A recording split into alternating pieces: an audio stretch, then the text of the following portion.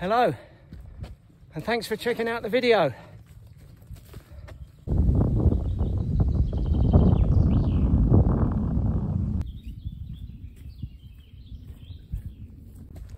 Today I'm going to try and do a sort of circular route, just taking a few features that I noticed on an Ordnance Survey map that I haven't seen before around here.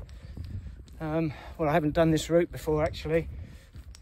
Things like there was a spring actually, which is unusual for our area, a couple of burial mounds or barrows or tumuli, and also an enormous chalk pit as well, which looked rather surprising on the map. So I'm not sure I can get access to any of those, you know, get close to them because of various things like the footpaths being in the wrong way and land ownership and just sheer inaccessibility sometimes. So it's a case of seeing how I get on today, really.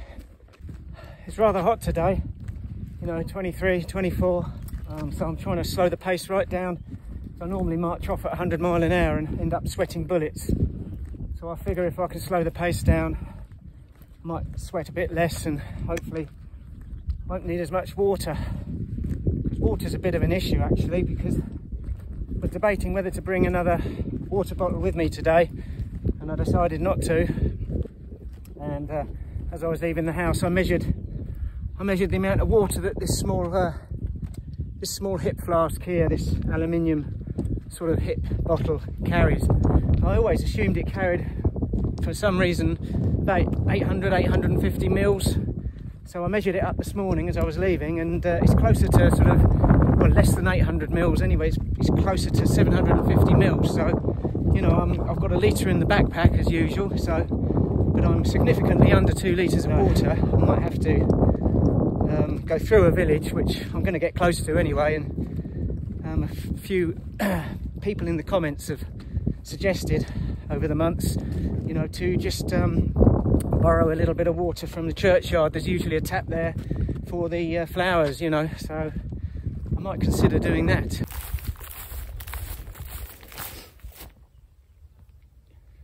So the remains of a very small barrow or burial mound. It is marked on the map actually, these, but they're rather small, unfortunately, compared to some of the ones we have around here. And the sheep have seconded the best one, which is just over there. But I can't blame them because they seem to attract the greenest grass, these burial mounds. Don't know why, maybe because the soil's been turned a few times over the hundreds of years.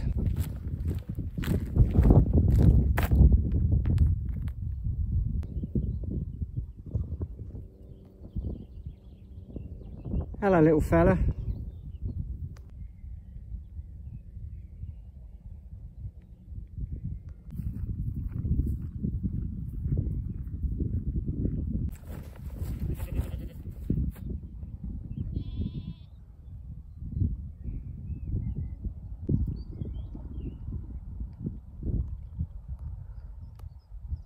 I think that's the chalk pit carved out of the side of that hill.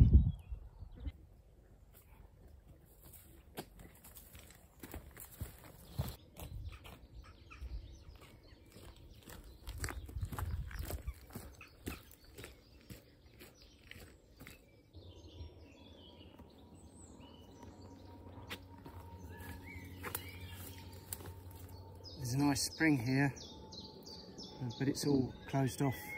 All appears to be private. But that runs into that duck pond there, which is a nice little feature of the hamlet here.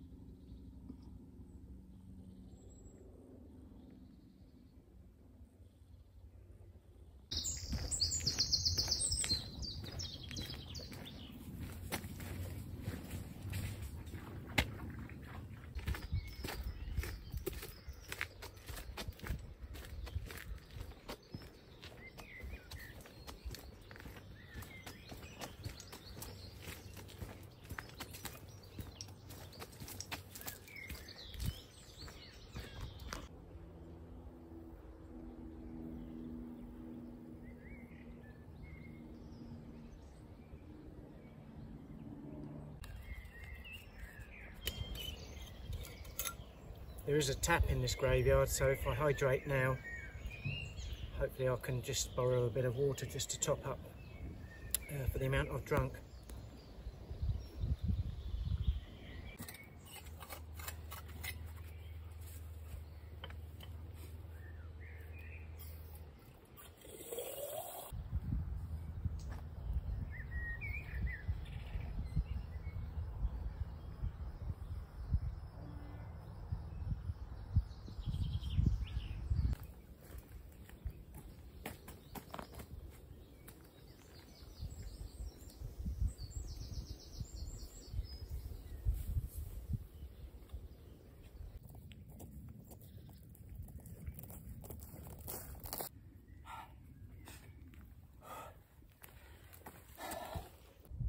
We're going to have to try and bushwhack across this rather dense forest towards the chalk pit, because the approaches to the chalk pit seem to be fenced off with electric fencing. You know, electric fencing for livestock, but it's electric fencing nonetheless.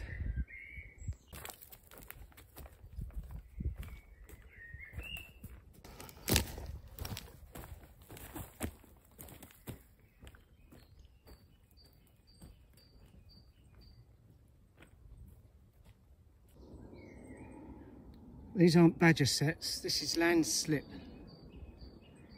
Quite close to the edge, I reckon, over there, and this part is all slipping away.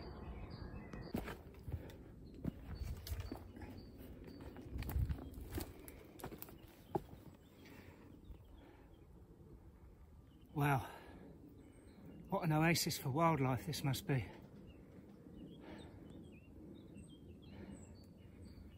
Quite sheer cliffs there.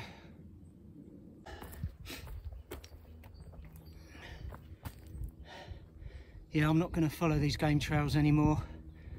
They seem to like to go just much too close to the edge for me. I'll find another way across.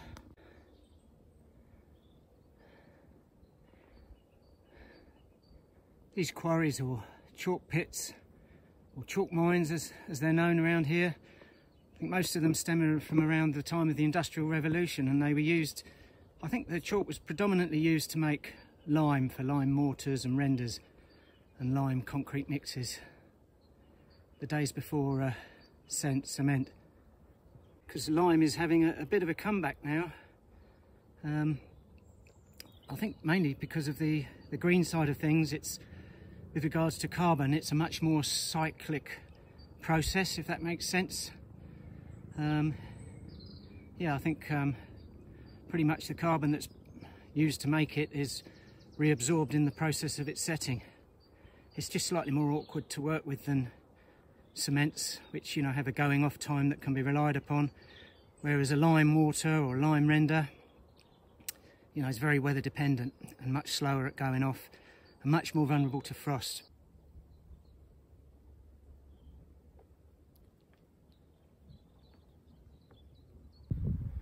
Good to stop humans and cattle going over the edge, methinks.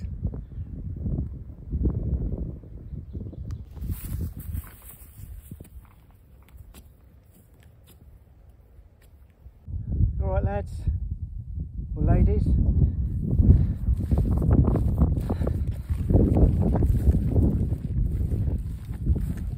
I'm hopefully only a few miles from a woodland where I've camped before, so I'm going to make a beeline for that now.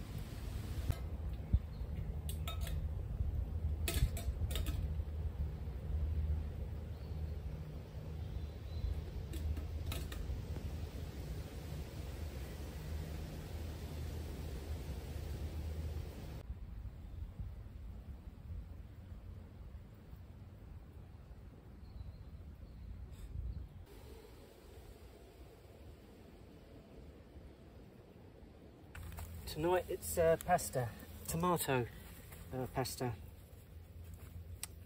and I'm going to cook up the pasta first and do the usual thing whereby I put some dehydrated veg, because I packed out quite light today, so to make up the veg I'm going to mix through with the pasta some dehydrated mushrooms. You know, very easy to dehydrate this stuff at home. There's also some dehydrated peas in there, and some soya chunks that are easy enough to get anywhere, and they'll just all rehydrate as the pasta cooks. So yeah, nice and light, easy to carry, pretty indestructible, you know, can't really get too damaged in the pack. Cover those with water and we'll cook those up first.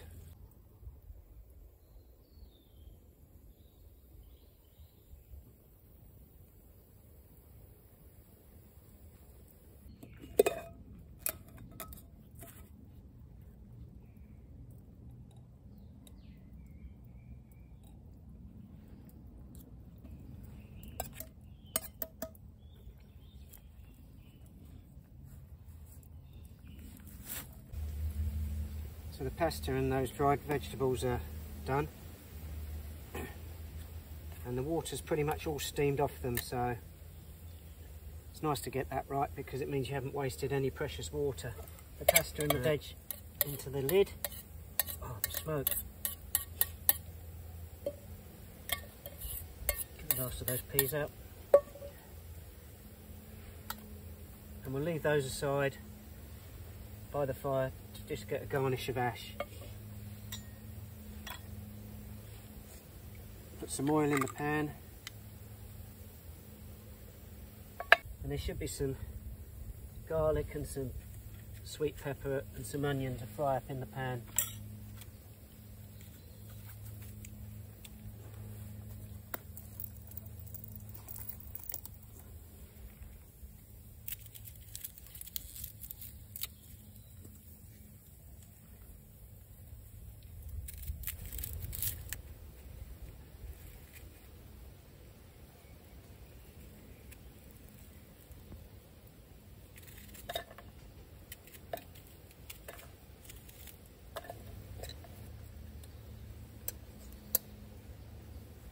We'll put some herbs de Provence in the onions.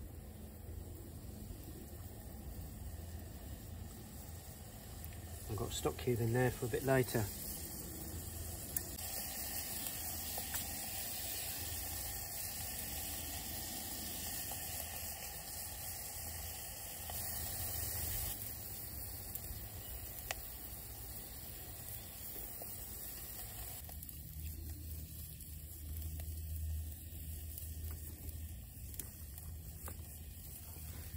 Sweet pepper in.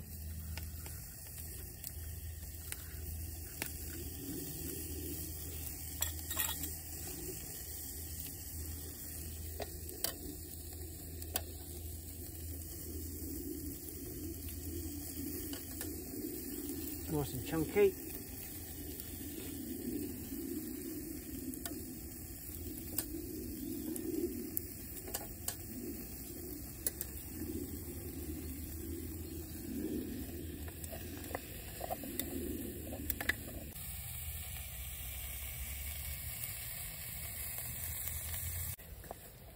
Now the onions and the peppers have softened down with the garlic and the herbs. I'm going to add a little jar of tomato puree. Try and make a tomatoey type of sauce. And a little bit of red wine here somewhere as well. I brought along. Throw a splash or two of that in there. Tell you what we'll do first though. We'll decant some into a little glass jar whereby we can drink it.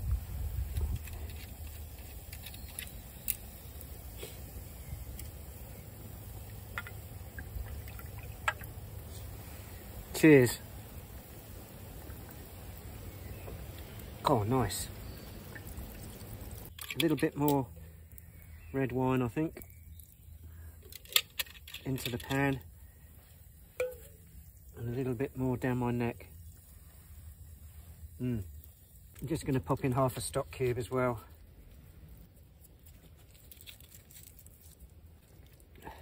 It's quite a rich sauce that now.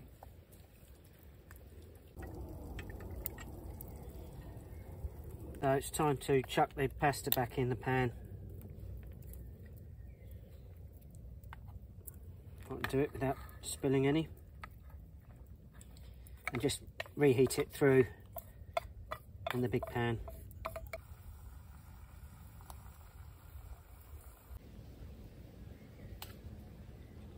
Yeah, that's nice. Yeah, that's nice. That's nice as well.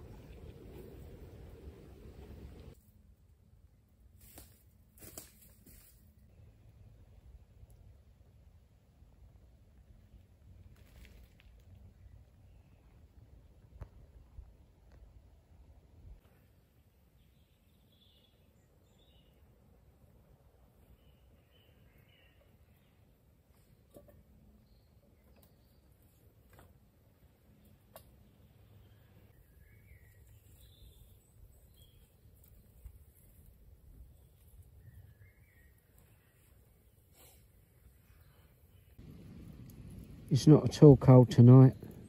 I only need a small fire really just to keep the bugs away.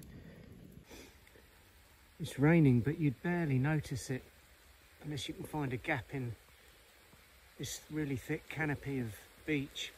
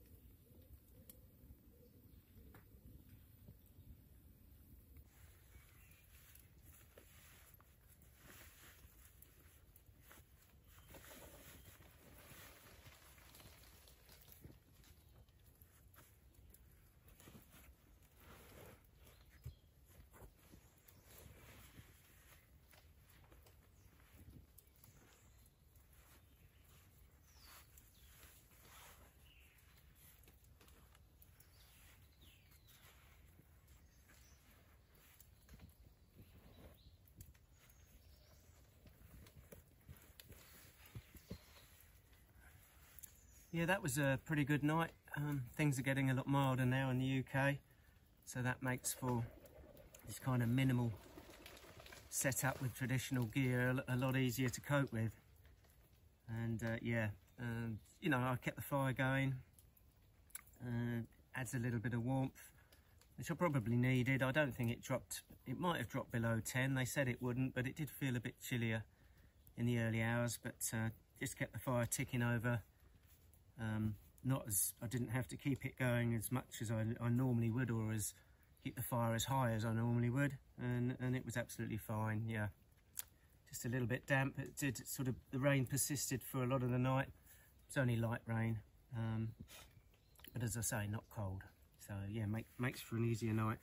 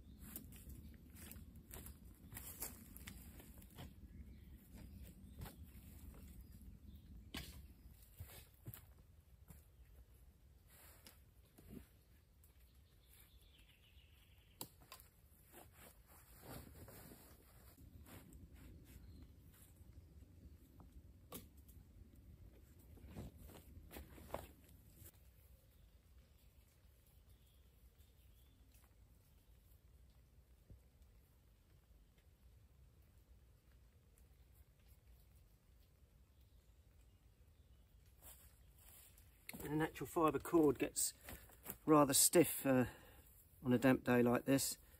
It swells up. It's one of the problems of natural fibres.